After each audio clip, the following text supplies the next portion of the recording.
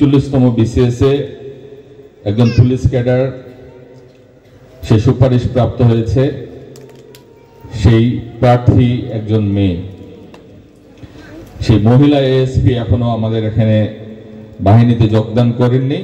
তার একটা ইন্টারভিউ আসছে আর কি, সোশ্যাল মিডিয়া যথেষ্ট ভাইরাল। সে পুলিশ ক্যাডারকে প্রথম চয়েস দিয়েছিল বাই চয়েস, সে বলছে আর কি, কিন্তু সে যে পুলিশ ক্যাডারকে প্রথম চয়েস দিয়েছিল সে সাহস করে তার বাবা মাকে কথাটি বলতে পারেনি। সে যখন সার্চ করে রেজাল্ট এখন অনলাইনে হয়, ডিজিটাল বাংলাদেশের কৃপায় এখন আমরা অনলাইনে দেখতে পাই, রোল নাম্বারটি সার্চ করলেই সে কি ক্যাডার পেয়েছে এটা কিন্তু চলে আসে। সে যখন BCS পুলিশ দেখলো, সে কিন্তু তার কথা মতে সে প্রায় 10 মিনিট থেকে 15 মিনিট চিন্তা করলো সে এখন তার বাবাকে কি বলবে, কি কারণে তার বাবা এত অস্থির তাকে নিয়ে তার মেয়ে পুলিশ ক্যাডার হবে। একটা আনসার্টেনিটি থাকে, আরেকটি হলো পুলিশ তার বাবার চোখে নাকি দুর্নীতিগ্রস্ত। তো যেই তকমাটির জন্য সে লজ্জা পাচ্ছিল তার বাবাকে বলতে বা সংকোচ হচ্ছিল, সেটি ছিল দুর্নীতির কথাটা। তো সে তার কথায় বলল যে আমি নিজেকে সাহস জুগিয়ে বাবাকে বললাম যে বাবা, তোমার মেয়ে পুলিশ ক্যাডারে যোগ দিচ্ছে একটি দুর্নীতিমুক্ত পুলিশ গঠনের লক্ষ্যে। তবে আমি একটু করে বলতে চাই যে এই ডিপার্টমেন্ট কিন্তু দুর্নীতিগ্রস্ত না।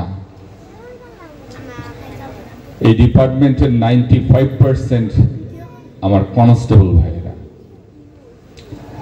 যে ডিপার্টমেন্টের 95% কনস্টেবলরা কাজ করে এখানে, এই কনস্টেবল শ্রেণীর দুর্নীতি করার কোনো সুযোগ নেই। এখানে দুর্নীতি করার কোনো জায়গা নেই। আমার কনস্টেবল ভাইরা দুর্নীতি করতে পারে না। তো যে জায়গায় আমি বলি যে 95% পুলিশ সদস্য সৎ, সেই বাহিনীকে কিভাবে আমরা দুর্নীতিগ্রস্ত বলতে পারি?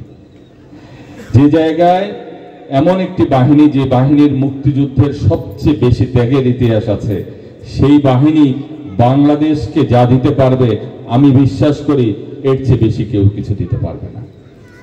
যে বাহিনী বাংলাদেশকে সবচাইতে বেশি ভালোবাসতে পারবে, অনেকেই পারবে, আমরা জানি বাংলাদেশি মাত্রই বাংলাদেশকে ভালোবাসবে, তবে আমি মনে করি, আমি বিশ্বাস করি আমার বাহিনীর চেয়ে বেশি বাংলাদেশকে কেউ ভালোবাসে না।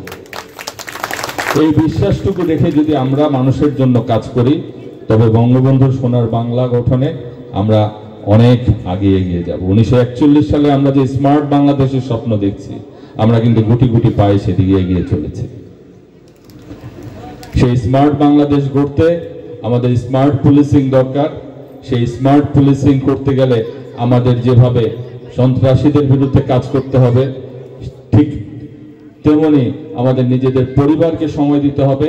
পাশাপাশি এই সাংস্কৃতিক অঙ্গনে আমরা গান গাবো, আমরা ওয়াজ শুনবো, আমরা বিভিন্ন লোকজনকে, আমরা সকলকে ভালো কথা বলবো এবং সকলের পাশে একসাথে মিলে আমরা সোনার বাংলা গঠন করবো ইনশাআল্লাহ।